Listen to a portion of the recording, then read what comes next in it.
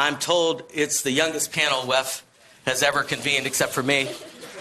To open, though, my colleagues at Time have put together a short video introducing the panelists so you can see them in action out in the world, and then we'll get to it.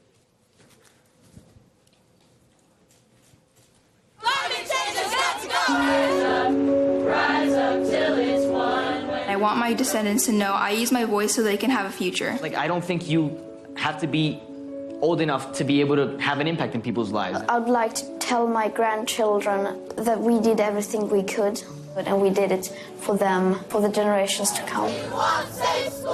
In the fight against climate change, corruption, inequality, and injustice, a new generation of leaders are raising their voices, becoming a force of hope around the globe. We are pleased to introduce 16-year-old Salvador Gomez Colon, who's leading a campaign to help communities without power in storm-damaged Puerto Rico. And Greta Thunberg, who sparked a global demand for leaders to act on climate change. The world is waking up.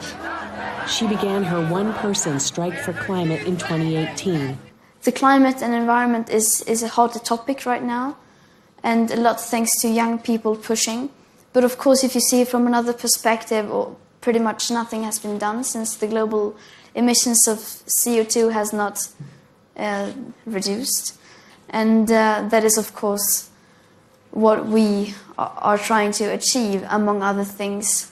I mean, we're all fighting for the environment and the climate, and if you see it from that aspect, what has concretely been done, I mean, if you see it from a bigger perspective, then basically nothing. So, but that, of course, we had expected.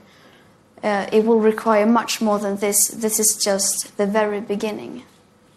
What would you like to see happen in the next year and a half? Oh, a lot, but